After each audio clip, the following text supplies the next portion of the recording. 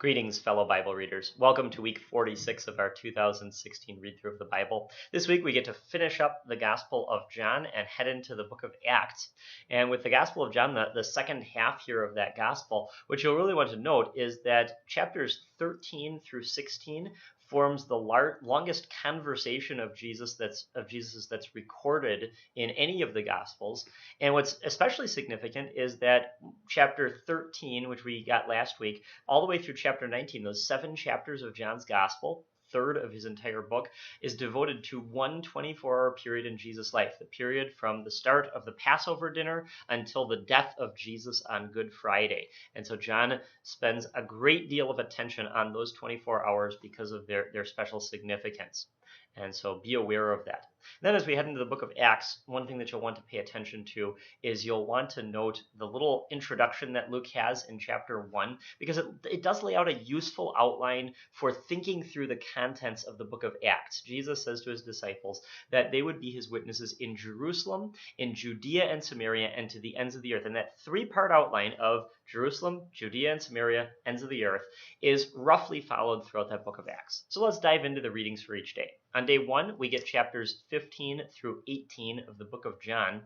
And what you're going to want to keep in mind as you read through those chapters is you want to keep in mind the resurrection. Even though it hasn't happened yet, Jesus is preparing his disciples for that resurrection. He knows it's coming, and he wants to prepare them for that time after he has risen, and they are responsible for sharing the gospel with the world. Then on day 2, we get chapters 19 through 21.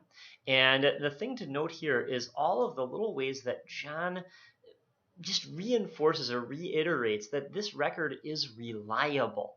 And part of the reason for that may have been that John was the last of the 4 gospel writers from what we can tell, and that he likely was writing his gospel later in his life. In fact, it's very possible that many of the other apostles were dead. And so John kind of recognizes by inspiration of the Holy Spirit that there is a need for a reliable written witness, because people will no longer be able to talk to and interact with people who actually saw the death and resurrection of Jesus.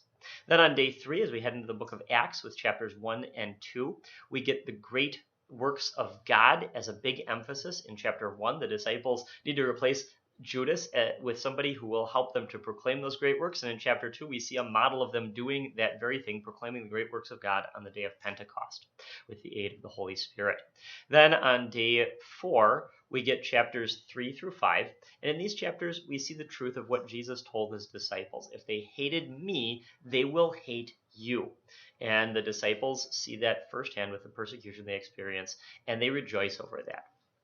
Then on day 5, we get chapters 6 through 8, verse 3. And with those chapters, we get the story of Stephen. And you'll want to stop at 8, verse 3, not at the end of 7, because those first couple of verses of chapter 8 really tie in with the story.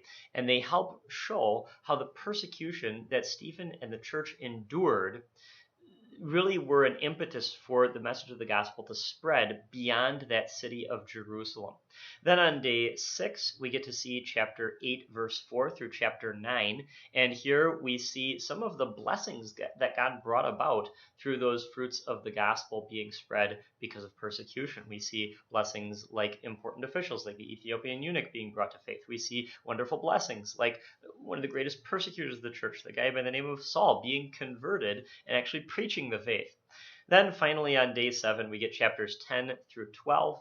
And in those chapters, you'll want to notice the transition from mission work that up to this point has largely been to Jews and a couple of Samaritans, and now begins to transition to mission work to Gentiles. And that transition is going to intensify and be completed with the Apostle Paul's missionary journeys.